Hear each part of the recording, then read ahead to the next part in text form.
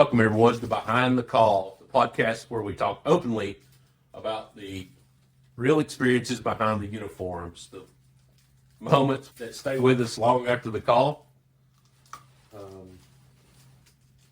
I'm here with my lifelong friend, Stephen Ellis, for kicking off episode 3. And I'm here with Jeremy Busby. That's right. Lifelong friend. So I think I'm going to be at the helm today. So I believe you were last time, right? That's correct. That's right. Got into a little bit of stuff. And I really want to thank all the people. I mean, we're almost at, I think we're a little bit over maybe 500 people on Facebook. Got some people on Snapchat. And we've got, I know I had about 3 more people wanting to be interviewed, man. It's kind of blowing up a little bit. I mean, slowly but surely, but what we're doing is awesome, Jeremy. That's right. The response we've had has really been remarkable, whether it's people want to be interviewed, people reaching out about their listening, hey, I'm sharing it.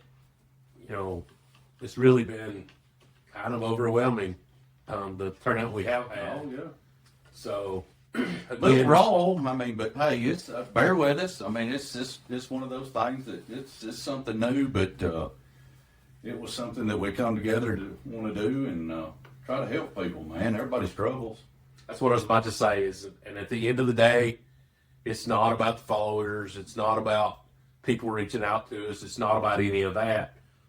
Although it is, on the other hand, because our goal is to reach out to as many people as we can and share what we've learned with as many people as we can. You say it wasn't about the Folgers? Folgers? Like coffee? Yeah. No, man, we're Shoals Coffee Company. That's right. Heroes Fix. Reach out to Shoals Coffee Company for your Heroes Fix Hang on. coffee. ShoalsCoffeeCompany.com. And this Heroes Fix, I've been drinking it, and you want to talk about woohoo? Yeah, it opened my eyes. I like it. It's some good stuff. And we've talked to this man. We've really not got down to the nuts and bolts of it, but he's wanting to do something for first responder mental health as well. So, you know, that's why we got it up here. Good guy. So we'll have more on that, but I just thought I heard Folgers, you know, ADHD. That's right. JoJo the Circus playing.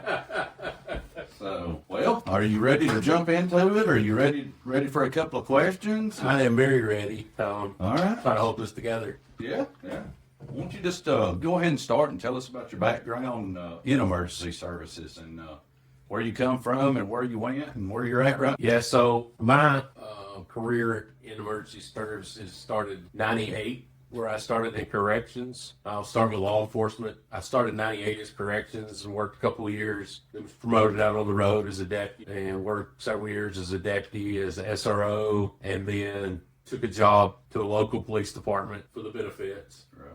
And worked several years. Altogether, I was right at almost 10 years in law enforcement. In 99, I started my fire service career.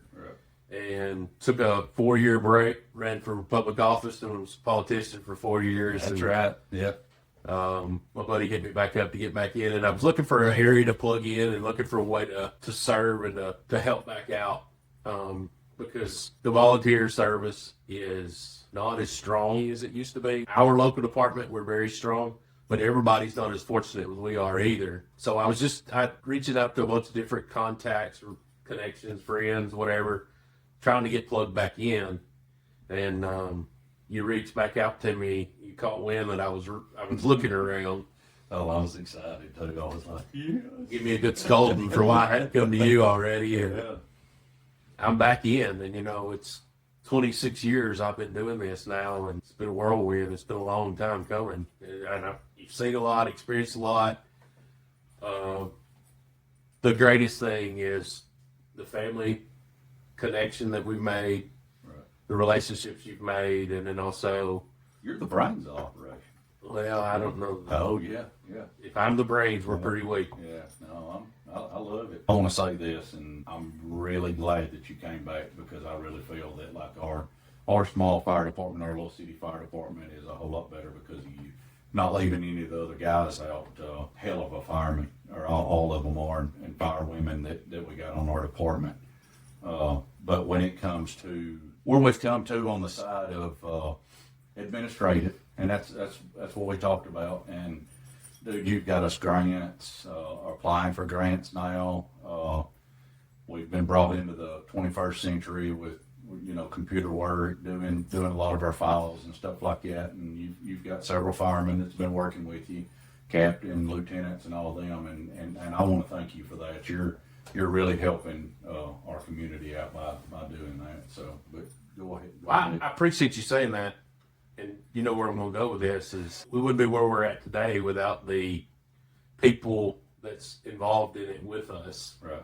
And that's engaged with us. We wouldn't be where we're at today. Yeah.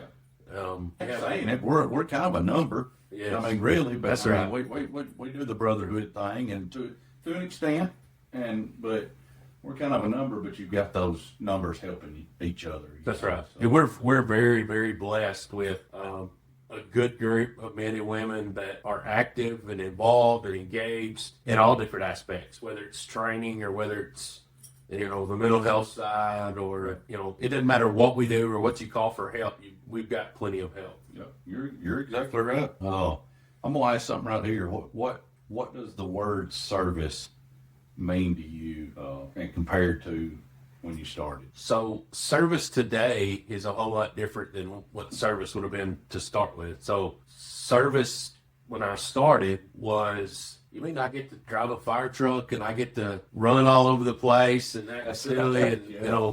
Play with all these cool toys, and you need somebody to do that? You want somebody to do that? Yeah, I'm game. What I got to do? Yeah, really badass stuff. Yeah, yeah, great. So yeah. Today though, it has I have a whole different respect for the word service. I'm a firm believer that we've all been called here to serve others, and that service that we provide. As we get older, there's less people willing to serve, and I don't think we're any better because we are. Again, I don't think I'm any better than anybody else. I had a great friend of mine that I had talked to several years ago about ministry work, and I had been asked about getting involved in helping in some ministry opportunities, and I told him that I didn't feel like I was qualified. Right. And he told me, he said, God doesn't call those that are qualified. God qualifies those that are called. That's right. And I truly believe that we're that way today where, hey, if you've got a heart to serve people and to help people, there's a place for you. Oh, I promise you. And and you talked about the volunteer fire services and stuff. I talked to one of our local chiefs today about one of our Explorer members, possibly living in his area and needing. He's like, man, we need them. But he kind of wants to stay on the Explorers because he's friends with all these people. But I think we're probably going to make an executive decision, let him do both, because that department really needs help. So we'll see what he says. I'm not even talked to him about it yet, so he might find out from the podcast here. Well, I will say, I'll comment on that for a minute. So I can relate to that. When I made the decision to leave the sheriff's department and to go to local police department, that was a difficult decision because it was a family back then. Like, we were a tight-knit group. We were talking earlier tonight about, we played basketball together, we played softball together, we played video games together. Oh, yeah. If we were working night shifts and we had to sit up, we were going to somebody's house or hanging out the fire department. Just a little bit, but that we were tight. That's exactly right. I mean, really, really, really tight. You can't take any of that away. I mean, it's. But I will say today, me being out of law enforcement, and I say out of law enforcement, I think once it's in your blood, it's always there. Right. But being out of law enforcement, I still struggle today, and I've talked to you a bunch of times about, and I wish I could get back in. I wish I was still doing that. Right. And the conversation we've had is it's not so much about, being the police anymore as much as it is missing those people and that family and that connection and that brotherhood. Right. Now, that being said, what about the job did you love? And I'm talking about the job. So I always wanted to be the police. We have talked several times about our influences in our life and our mentors, and I saw what an impact those people had on the community. and I saw how I looked up to those people and what an impact they had on my life. And putting on that uniform for the first time, which I was in the jail wearing, I didn't have, I had a paper badge, I had a cloth badge. That's awesome. And I was making $16,000, $500 a year or something like that. But 16.4. But I was the police. Like, I was so proud, so prideful that what I was a part of and what I was representing. Right. The same thing with the fire department. To look at those guys when it's a bad day for somebody. We talk about this all the time. You're the calm of somebody's chaos, and to have those conversations and listen to those people express the gratitude of the feeling that help is coming, help is here. Right. And to know you're a part of that, That's right. I was so excited. I was so proud. That's awesome. I love it. How did the job change you over time? Let's just Go with it, buddy. So I got to the point where you didn't trust any. I mean, even those that were closest to you, that you love the most, that you live with. I mean, That dial. even your buddies, like even with your buddies, I mean, you're taught different things, different ways of, reading body language and reading people. You get to the point where anytime anybody tells you a story, you're reading them. You're not really paying attention to what they're saying, but you're reading them. And you become so cold and so hardened to life or humanity. We talked the other night. You're not shutting it off. No. Yeah.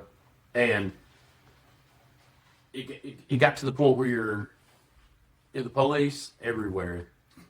Like, Looking at tags, going down the street, you're looking at everything, pointing it out, looking at you out. Look at that tag. Look at that. Look yeah, at that. Expired a month. yeah. Golly. Something happens out, you're out in the community somewhere, something happens, and somebody's like, hey, do you know who that was? And you're like, no, but the tag number was, Yep. and you rattle the tag number off, and they're like, what's wrong with you?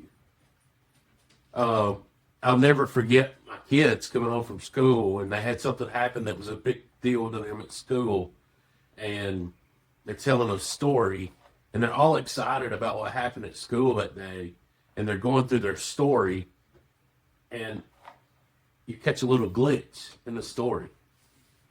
You see the change in behavior, and you lock in on that. Oh, yeah. And they're going through their story, and they get to know their story, and you're like, hey, hang on, take me back to this moment. What really happened right here? And I remember my kids A looking at little me. interrogation. My wife got to the point where she told me, hey, you can interrogate us. You can interview everybody and interrogate everybody. Right. That's what you do. You are.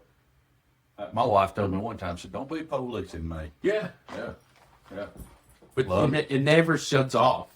And sometimes you don't even know you're doing it, Jeremy. And you're just in that moment, and you're doing that police. You got to find out everything. I mean, I've been with my family, and you go to you're at the local Sonic getting ice cream, and somebody, a couple of cars down or whatever, they're getting into it or whatever, and you're locked in on it. And, Daniela said, hey, not today. That's not you. It's not you. But then that sounds familiar. But then 5 minutes later, you're engaged in it, and hey, what's going on? Hey, this ain't the place to be doing this. And we were playing in I think it was church league softball or co-ed softball. I can't remember if it was co-ed or church league we were playing. A team gets into it with an official, and they're bumping, and it's getting a little escalated. And Right. next thing you know, you're walking out in the middle of it going, hey, you're not going to do this here. And they're, well, this is none of your business. Oh, it is my business. Yep. I loved you all up here. I don't care. Right. But you're not going to do it in front of all these kids and all these families. Right.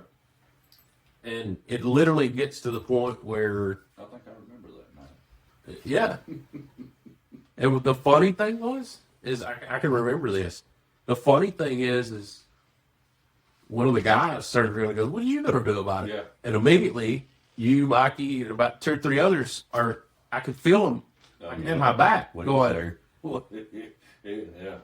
They were like, "Oh, you can't do anything about it." And I feel it. And I'm like, "Oh yeah, we will." And I think that's the biggest, disheartening you. I can't tell you how many people have said, "Hey, you're uncompassionate. You have no feelings." Black card. Yeah. Yeah. I get you don't care. And I'm like, oh, I care deeply. But you get taught to shut that off. I've got a job to do. Right. It's a frame of mind. It's like flipping a switch, if you will. And when you lock in or engage, it's game time. You're just in it. All right, you did it to me. I'm fixing to do it to you, buddy. Without going into specifics, can you talk about a moment or a call that stayed with you? I've got a bunch that stay with me. Things you see, moments that happen, situations you're in. But there's a couple that really you can't let go. And we were in the fire service. Individual pulled out in front of an 18-wheeler. I think you were there. Yeah. I know exactly what you're talking about. You fixing to get me. He got hit by the 18-wheeler on the driver's side, and it pinned him into the dash. We got there and we got on scene, and I go to the driver's side door. He's talking and telling me, "Hey, I can't get out. I'm pinned in. I'm sorry." He's just talking. Yeah. Well, as we're getting ready to extricate him, I'm still in the doorway talking to him about what we're about to do, what's fixing to happen, how things are. Like just kind of trying to give him a vision of what's going on, what we're going to do. He begins talking to me about his family and about how much he loves his family and not knowing what's going to happen. And could somebody talk to his family? Could somebody tell his family that, hey, just let them know I love them. Just let them know that I really did care about them. Right. And to be honest with you, Stephen,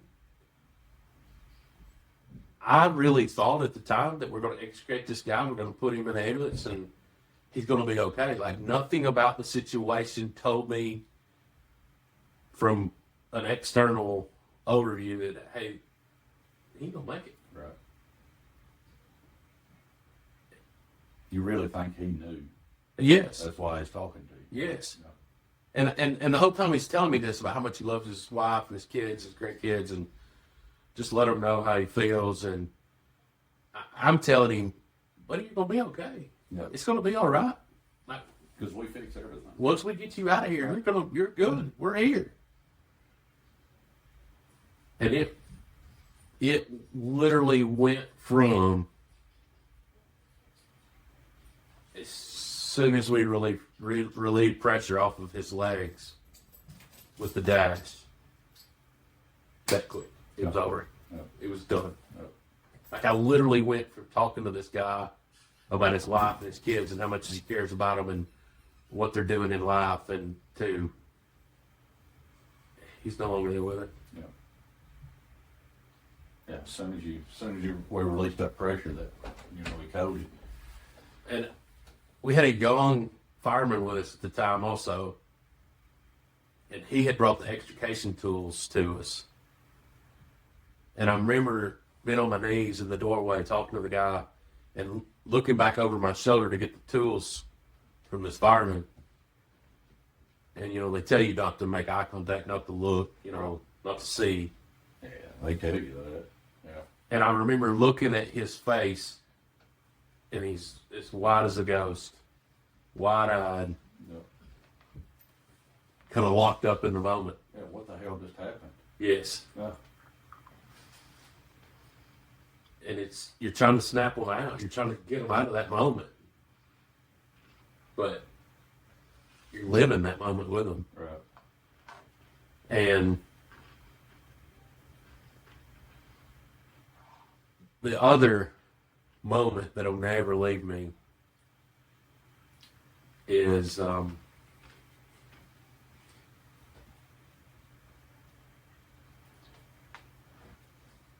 getting the phone call that like he'd been involved in the training accident, and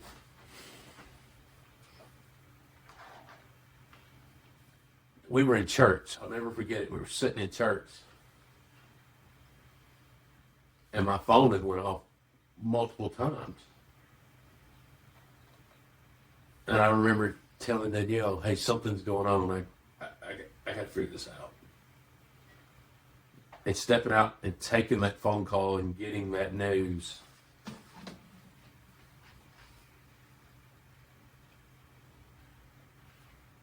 And a million thoughts and emotions just running over you with, Right. "Hey, we got to go. I got to go." Not knowing what we're getting into, not what we're going to see, but just, we got to go. And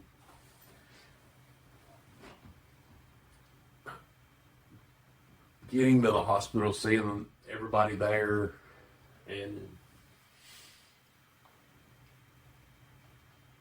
getting to go back and to visit with him. I mean, I can see it like it's right now. And I'm talking about somebody that had been a mentor to me and you, and got us involved and got us started and kept us in line with everything we had ever done in life. Or I'd say life, our emergency services life. Right. It kept us in check through everything. And then I remember thinking, like, still thinking, "Hey, this is all going to be all right. Like, this is bad, Right. but he's going to be okay. It's just going to take some time. Like, we're going to get through this." And I remember going home and having the conversation on the way home about trying to figure out in our head, okay, how are we going to work through this? How are we going to provide support? And how are we going to be there? And how are we going to get through this together? And then get the phone call that he didn't make it. Right. Like, I don't know that I'll ever, for those two things are the biggest things that I don't think I'll ever shake or ever forget, is how quickly you can go from life to death. Somebody literally talking to me about everything that's important to them in their life, to being lifeless.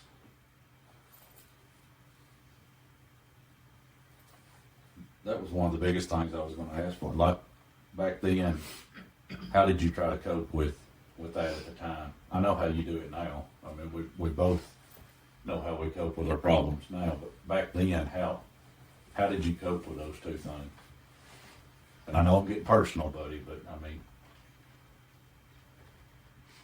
So it was isolation. It was shut it out, shut everybody else out. Guilt of how I feel, how I behave.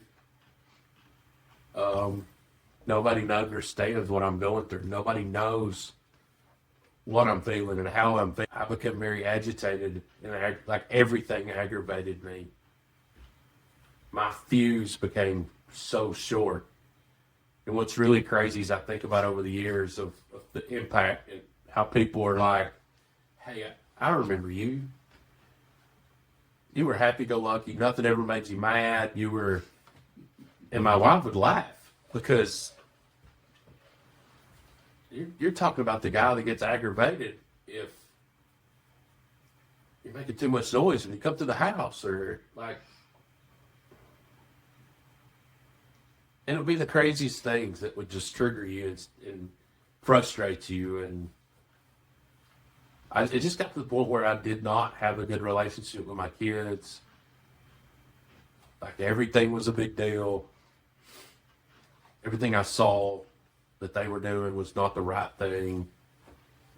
Like, I'm going through life like nothing's wrong. right. But in my head, everything's wrong. Where did that turning point, I guess, to where you really started to process and actually something helped? So I knew several years ago that something needed to change, that I needed to change, but I didn't know what that looked like or what that process was because nobody understood. You know, we were brought up from a generation that you didn't talk to each other. You just didn't talk about it. Tough that up. Yeah, toughen up. Dry it up. Yeah. So we had, there was a lot of dark humor. You know, you made jokes out of stuff. I can't how many times, you know, our wives are talked about like we're at a meal or out somewhere and we make a crude joke and our wives are, What the hell is wrong with that's not funny. Yeah. Why are you laughing at that? Yeah. Or you get in a crowd of people and start telling a story. Oh, In yeah. the dark, and people are like, "What in the hell Yeah. is wrong with them?" And we're over chucking it up. You know. I remember being told that the way you approach situations, the way you handle situations is overwhelming. That if you're involved in a discussion or whatever, it's almost like, probably the closest thing I get to is it's almost like you're forcefully trying to force somebody's mind to be like yours. And the presentation, right or wrong, if it's something I believe is right, the presentation of something is so overwhelming to people that they're not hearing anything you got to say because you're lashing out. You're so aggressive with the presentation. Right.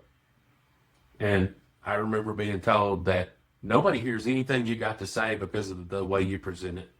Yeah. You look so mad I can relate. Yeah, big time. that when you're talking, when you're trying to get a point across, everything about you says that you're mad at the work. And I remember black people asking me, why are you so mad? And me saying, I'm not mad at all. But everything, my whole demeanor said that, hey, I Well, was, you presented it. Yeah. yes. Yeah. Oh yeah. What changed in your relationship, your routines, and your mindset from not just those two, trauma to piles? You know that. I still hate going to funeral homes. Me too. I don't like going to hospitals. I have gotten better about those two things just because of what I've learned, that I know that, hey, those people need help. So, And if anybody knows me and have known me for any period of time, you know that I'm willing to help anybody do anything. And if nothing else, there's a lot of times I don't know when to say no. Like I get so loaded up, and like I had somebody talk to me about this, that you line so many things up and you've got so many irons in the fire that you can't help anybody because you're halfway helping everybody. right. And you're really kind of a burden because you got so many commitments that you can't meet a commitment. It is. You can stretch yourself out there with so much of wanting to help people, and you'll overwhelm yourself because there's a lot of people that'll take that help. And then you're overwhelmed with that many people calling you for help. And it's kind of awesome, Jeremy. You know this, when somebody calls and then another one calls and another one calls, they only want to talk to me, or they want to talk to Jeremy. I mean, but you can get overwhelmed yourself, right? That's right. Yeah. So, I mean, I get what you're saying right there. Well, and also you're constantly dealing with, I don't want to say problems, but you're always dealing with situations to where your mind's never at ease. You're always dealing with something. And so you're never getting a break from that. You're never shutting that off. When did you know yourself that something wasn't right? So I began to realize the distance that was happening between like me and my kids. That my kids didn't want to come to me and talk to me about stuff. That my kids didn't want to come to me and share information with me because that's going to make a big deal out of it. I began to see the impact that the way I was treating people, I began to see the impact it was having on them and how I was making them feel, the situations it was putting them in. And that was not what I wanted to be. That's not who I was called to be. That's not what I am. That's not what I'm about. Right. But I remember having the conversation. Probably one of the biggest things is I went to a church conference, a men's conference at a church. And I remember coming home and telling my wife that I don't like who I am. I don't like how I make people feel. I've been handling this the wrong way. And What do you say, an epiphany? Ain't that how you say it? Somebody popped up with a dictionary. I know who might do that. I had an aha moment that only you can change. Because it was all about, I had the mindset it was all everybody else. Right. That the way they were feeling was wrong. The way they thought was wrong. It was all about me and World's against me. yes. Yeah. Yeah. Oh, yeah. Was there a moment when you realized you needed support? So I did realize that, hey, I can't, and it's going to go against what I just said. At first, I thought I could do it all by myself. I really did. Yeah. But then I realized that I can't do it without help. That I would lash out. My volume would get loud. I would get tense. My demeanor would change. And I didn't even know it was happening. It was just happening. And so I had conversations with those close to me, like, hey, you're going to have to let me know when I'm doing this. Right. But then I remember getting aggravated because, like, They we're doing would it all say the time. something. Yeah, Yeah. all the time. Yeah. Yeah. And I'm like, Damn, quit judging me. I'm like, maybe that's just me. Yeah. No, I get it. And, you know, those close to me even told me that, hey, you're not the same person today that you were. Oh, definitely not. I mean, neither one of us are. No. What would you tell someone who's struggling that might be afraid to speak? You're not alone. It's the way you're feeling, the thoughts you're having. You're not the only one that's feeling that way. Like, I remember thinking that, what's wrong with me? Like, I really started believing that too. What's wrong with me? Why do I behave this way? Why do I act this way? Might be nobody else like this. Yes. Yeah. Right. And it really becomes where you're grading yourself against somebody else. You know, they don't act this way. They do the same thing I do. And we even do it to ourselves to where I can remember back in the day with, you know, hey, especially like with your SRO, hey, you're not the real police. Right. Kitty cop. Kindergarten cop. And there's this stigma, there's this label, if you will, that what do you do? What do you even do? Yeah.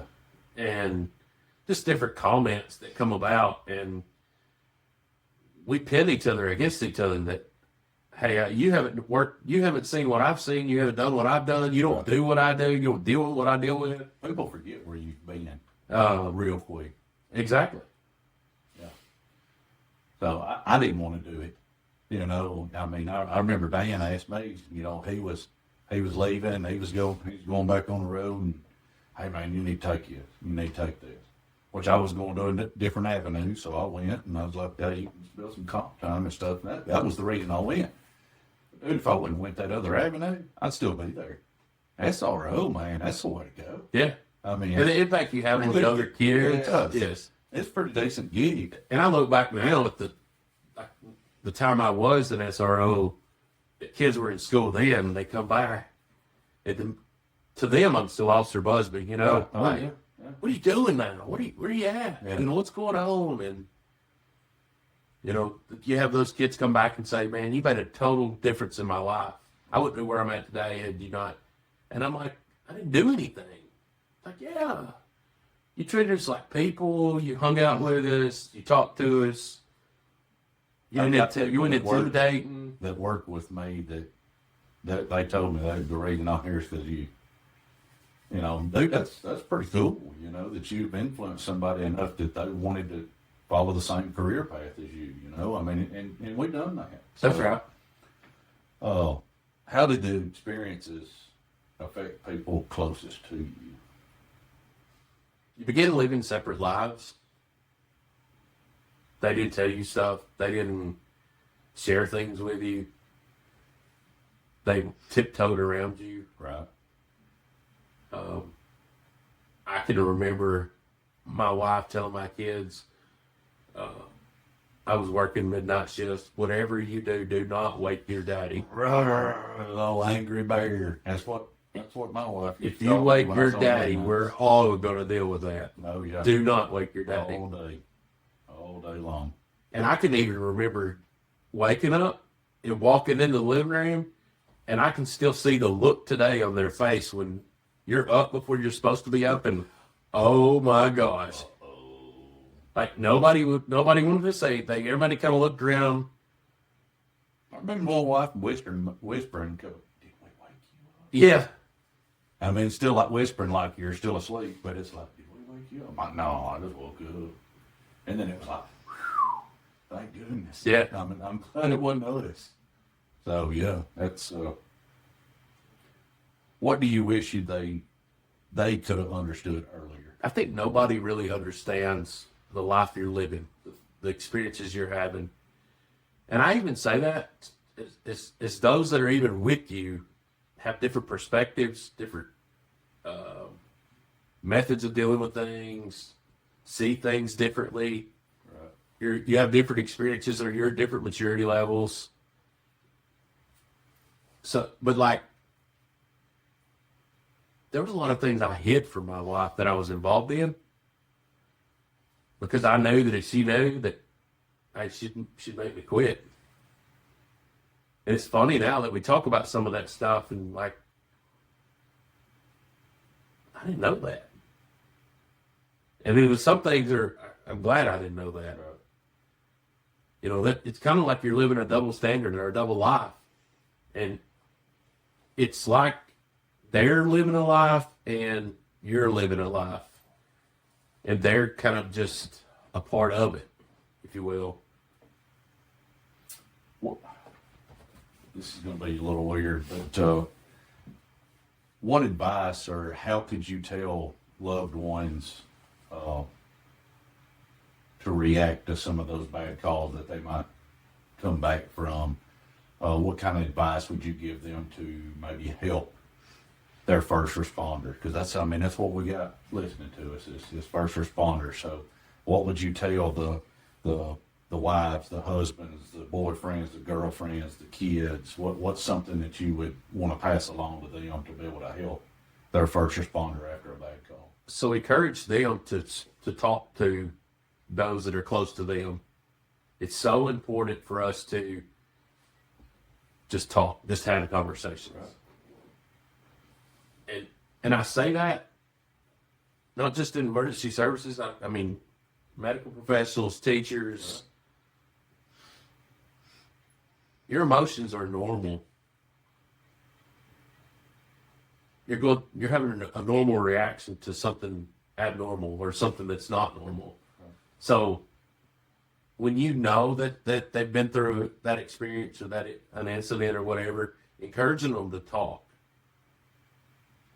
But really encourage them to talk to each other and share feelings with each other. Somebody that's not been through the training, and you know, when I say training, I'm always talking about the Tennessee Public Safety Network. Save both our lives, but exactly, you know that. That's the biggest difference in my life.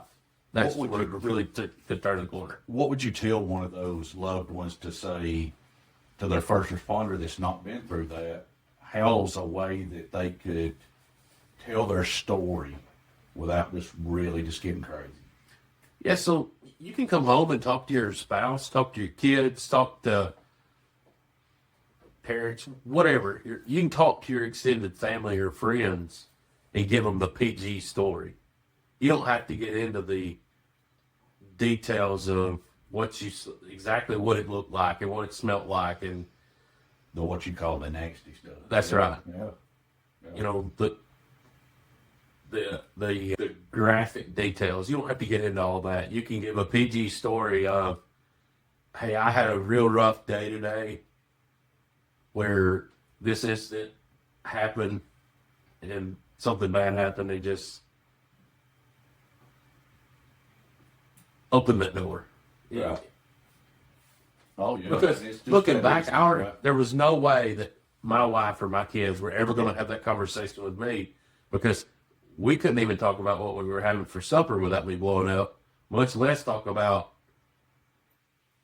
what you saw today, how you felt, and what it sounded like. And Oh, you're exactly right. I mean, there's been times where I had supper on the table and it'd be a certain entree, and after working a call or something like that, and that's part of the call. Yep. I mean, I know that sounds horrible, but I looked at something, you go, yeah, I'm really not that hungry. that's right. So And I think a lot of times people look at emergency services, and probably a big majority of the time when you see them or engage them, they're not in the middle of a call. Maybe they're eating somewhere, or maybe they're at a public event. And I think a lot of people think, well, that must be nice, stand around and talk for a living. Or must be nice to get paid while you eat. right. You know, the emergency services do get lunch hours. And That's breaks right. And stuff. That's right. Let's put that out there for everybody. But we get to eat. Oh. Describe the culture of mental health when you first started in the emergency services. What was it like? So it was it encouraged you to be hard. It encouraged you to isolate yourself and don't talk about this. If it bothers you, get out. If you can't handle it, get out. I don't know that not everybody's cut out for this. Not everybody can do this. So if you're not one of those, Yeah, this ain't a job for you. This ain't Go for you. Find something else. in fact, a funny thing, and I talk about how unapproachable I'd become and how hardened I'd become and aggressive I'd become and talking to people, dealing with people. But I think about the first year I was out on the road. I think I was still in training before I ever went to the academy. One of my early supervisors told the sheriff at the time, hey, you've made a mistake in hiring this guy because he can't deal with confrontation. He's afraid of confrontation. Like, he is afraid to tell somebody they're wrong or to deal with a situation to where, What called you soft? yes. Yeah. Oh, softy. And the funny thing is probably 2 years ago, in a performance review in the job I do now, I was told, hey, you're too confrontational. Yeah. And my kids absolutely, to tell them that I was once told by a supervisor, if you're not confrontational enough to be the police, that's comical to them. Yeah. I ain't talking about my daddy. No, not at all. That's not Jeremy. Oh, Lord. Why do you think so many responders stay silent for the struggles that they go through? I think it's pride. I think it's embarrassment. I think, hey, I'm supposed to be there to help everybody else with their problems, and I can't help everybody else with their problems if I'm sharing my problems. I think also that it is a brotherhood. It is, and again, this old school mentality of you got to be hard, you got to have that edge. That there was no way I was going to talk to any of them about. I mean, I was already labeled as being non-confrontational. Oh, yeah. I mean, now he's a big baby. Yeah. I mean, listen at him. Anyway, that call was, and we cried. Yeah. God, he needs to get out of here. What can peers look out for each other in a healthy way? I mean, how can a peer, check on another person and not just, oh, just spill your guts and start crying and it'll make you feel better? I mean, I think the big thing is so you need to really establish relationships and get to know people. everybody needs their circle. We're not meant to do life alone. So everybody needs their group, or their squad, that they do life with. Right. And, you know, there's different pockets of those people. You know, now I have, you know, an emergency services group. I have police officers and firemen and dispatchers, medical professionals. I have those pockets of people. But then I also have my church group and my small groups at church. And, those people I connect with at church. You have to have those people outside the emergency service. I mean, I really believe that. I agree, 100%. Sitting and talking to some of the people that are teachers or HVAC worker or, you know, poured concrete or something like that, and you get around them and you don't hear nothing about dead bodies, CPR on babies, all that stuff. You don't see that. So that's a good perspective to get sometimes to keep you grounded a little bit, I would say. So one of the biggest things, And before we go, okay, go let me ahead. finish. So when we were talking about those establishing those relationships and getting to know people and developing that connection, it's very important that you have a baseline, if you will, for people to know, hey, this is how they are. Right. This is hey, this is Stephen. Yeah. You know, and like today, I know when you've had a bad day. Oh yeah. And the funny thing about it is we're taught to read everybody, but we never read each other. We never worry about each other. No. But now we do. Now I know when you're stressed. I know when you're having a rough way to go. I know. And I encourage you. Hey, you all right? Yeah. You know, things going well? What you got on your plate? A lot. I know. And we're laughing about it. I know. But That's right. But you know, you sit there and you laugh about it, and we've been to that place to where we know how to deal with it. You know, it's kind of like we done a debriefing last night. We don't talk about debriefings at all. It's confidential, correct? That's right. But when you go into one of those and you just named almost every person that was in a debriefing that we had, but people get so much out of those. There's so much stuff that people don't know or they didn't hear, and it just helped them tremendously because they were going to battle with stuff. You know, we've battled with stuff for 20 plus years, correct? That's right. And it's all about perspectives. Life's all about perspectives. Yeah. And our opinions, our attitudes are shaped by the experiences or the things we've lived through in life. So what I've been through may be different what you've been through, and the situations may be different, and we respond different, and our personalities are different. So our perceptions may be different. Right. So But a lot of them are similar. they are very similar. Oh, yeah. But I have to be open to your perspective, Right. your mindset, your opinion. You're Just because you feel a certain way that I don't feel, don't make you wrong. Don't make you less of a person. What's something that you wish the public understood better? We made a joke earlier that everybody ought to have to deal with the public and work for the public or work with the public. And I really feel that way. I wholeheartedly believe that because, again, it goes back to the perspectives. It's so easy. And I've been guilty of this. You know, I'm ashamed to say this, but I'm going to say it. I've been in a restaurant where, hey, all this girl's got to do is take what I want to eat and what I want to drink and go back there and tell somebody else. Tell them what I want. They fix it and bring it back to me. But for whatever reason, that message gets broken down. Right. Maybe it's the drink order. Maybe it's whatever.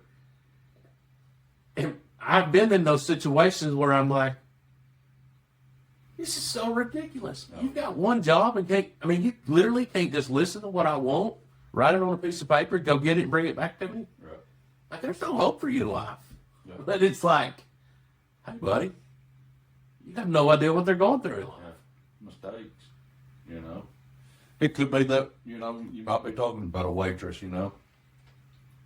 I know this would kill me, you know. Maybe your dog died, Yeah, you know, still had to come to work because you got to pay the bills, right? that's right. I mean, nobody knows what's in somebody's head. And you ain't got to be a first responder to deal with stuff like that. Somebody's dog died might be a traumatic situation for them. I mean, do you agree with I that? agree. And so many times you hear people say this, that you're going to think it's funny, but a teenager goes through a breakup for the first time. That Oh, yeah.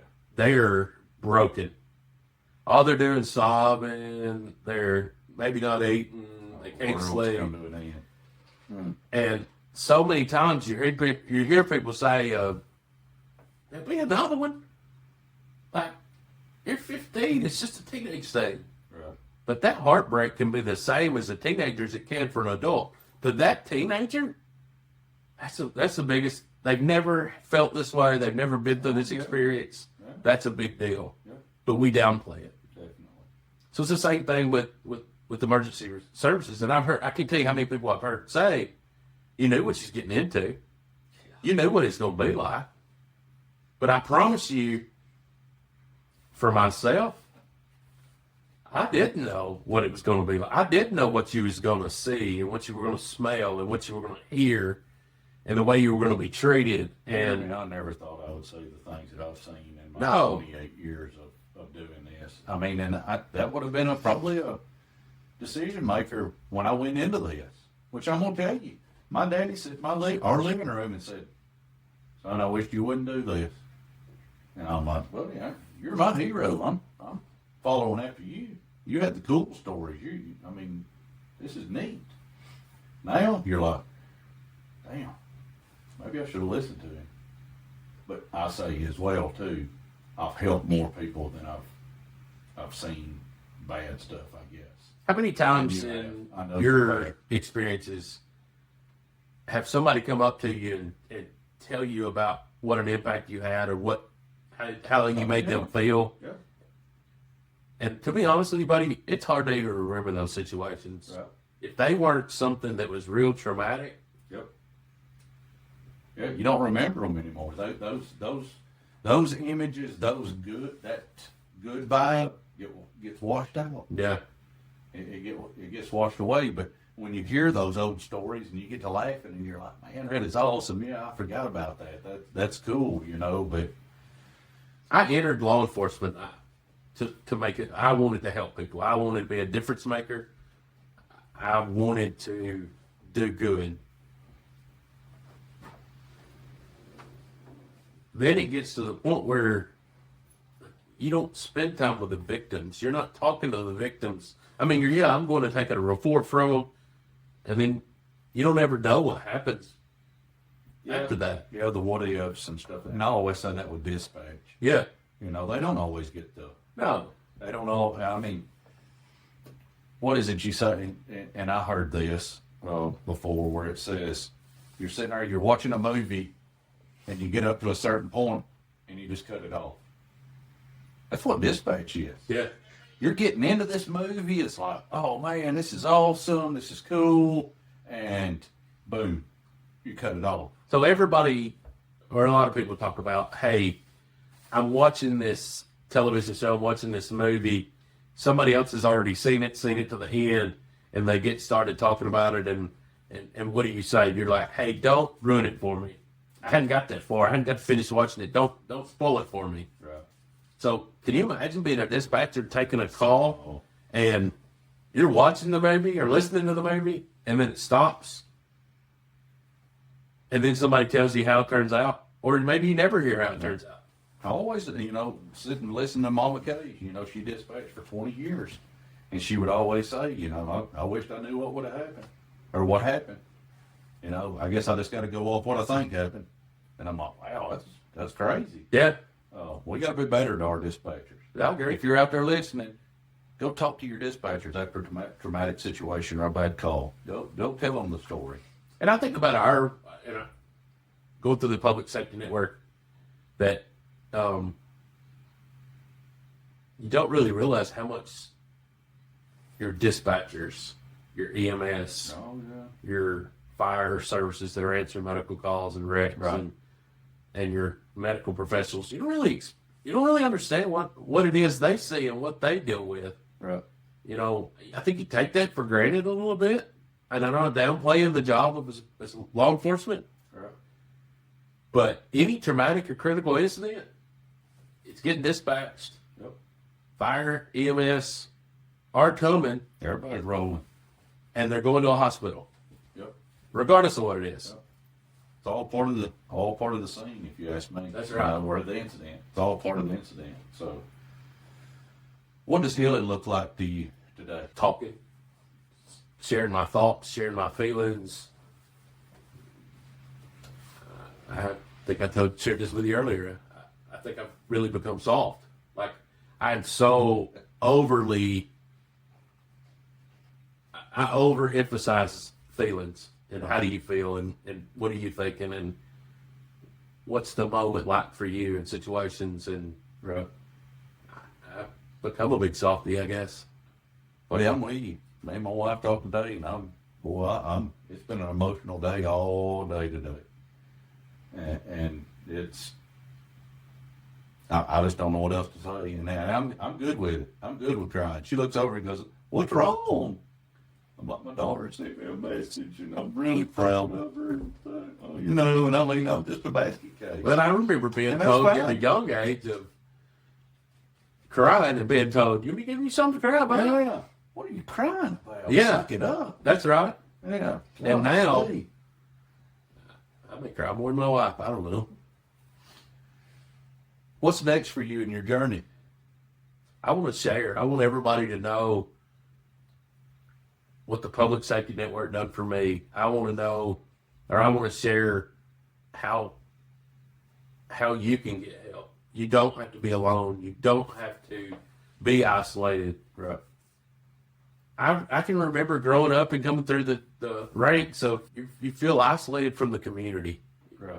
You know, either people hate the police or you're dealing with the worst of the worst situations, and you don't relate to people.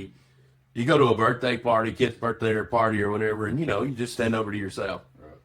You don't mingle, you don't share, you don't. And it's getting worse with social media today. Exactly. You're liable to get a couple of birds and a pig message on there, and it's like, really, Yeah.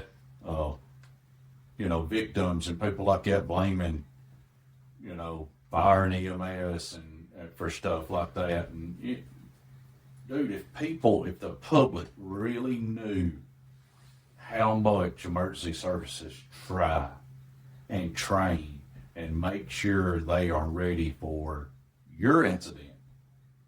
And I Your would just say traumatic event. the wives and the kids that get to deal with, what your daddy did, or what your daddy's doing, or the burden that comes to your spouse and your kids and family members because of the profession you chose. Right.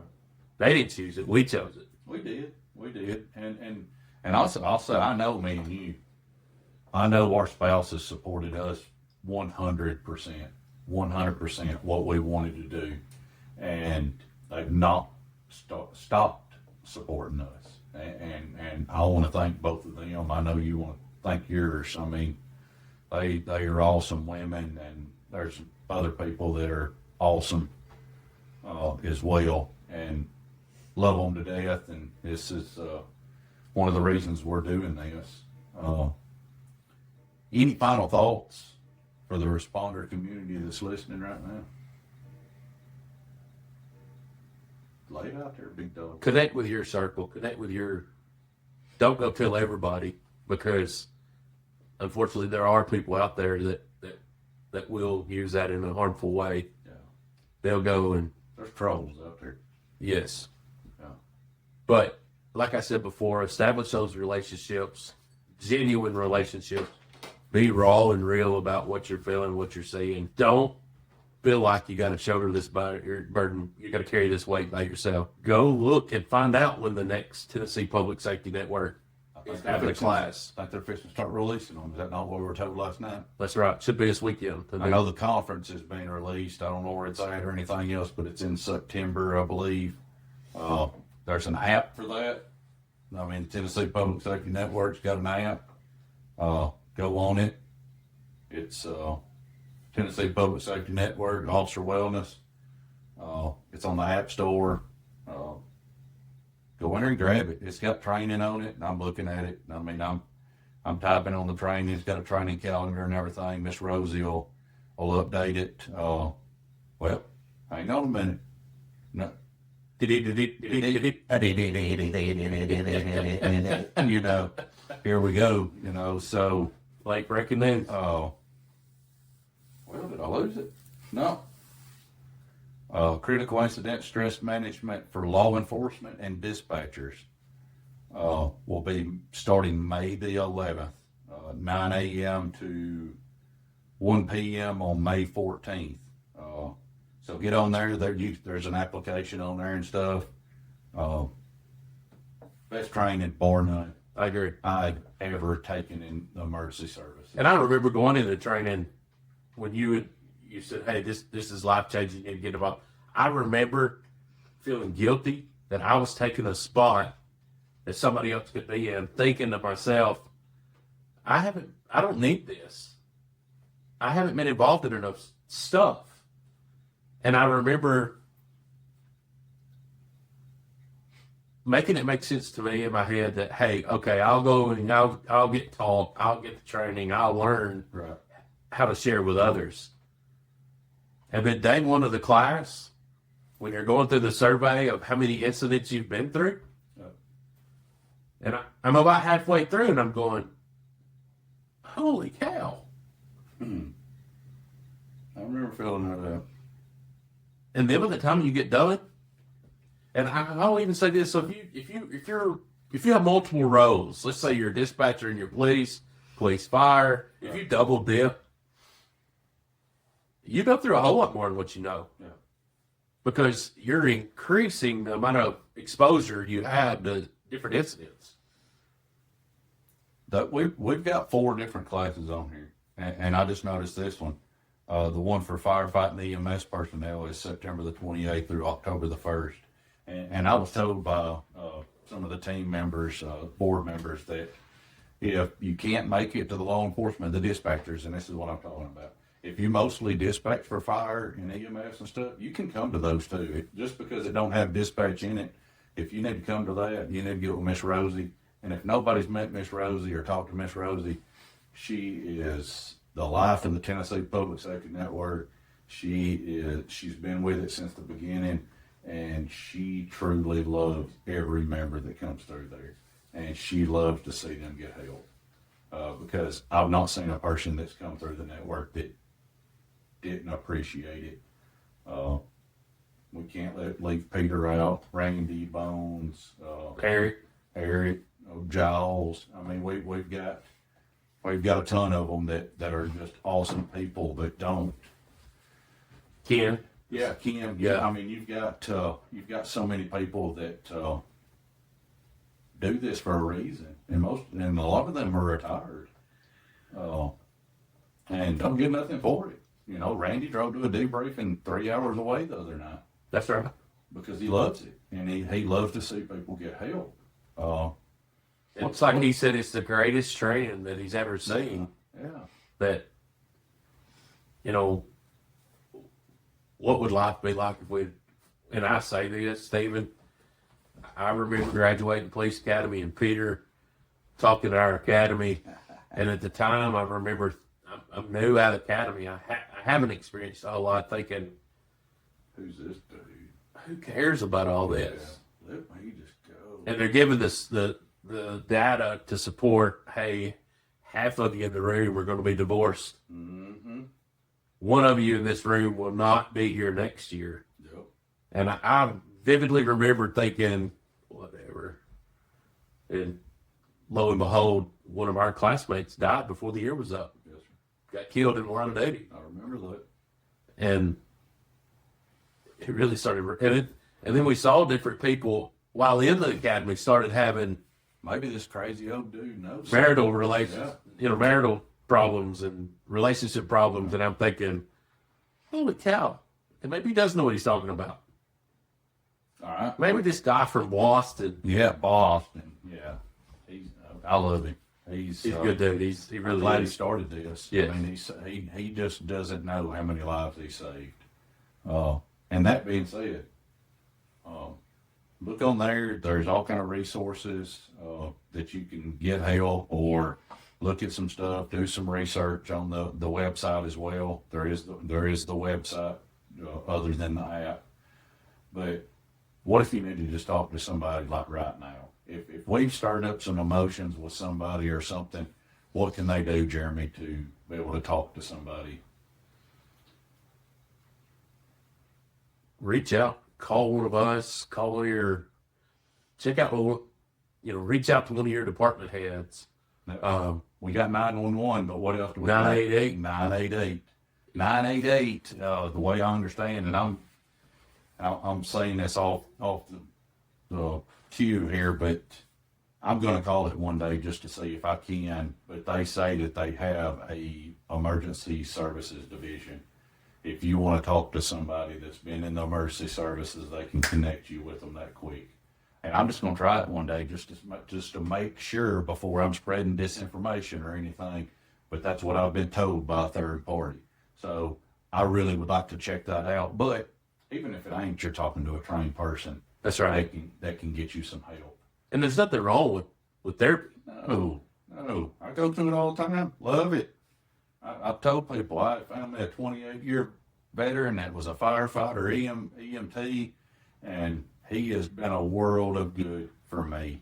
And I've not been but to 5 visits, but buddy, every time I go in there and I come out, I feel really, really, really good.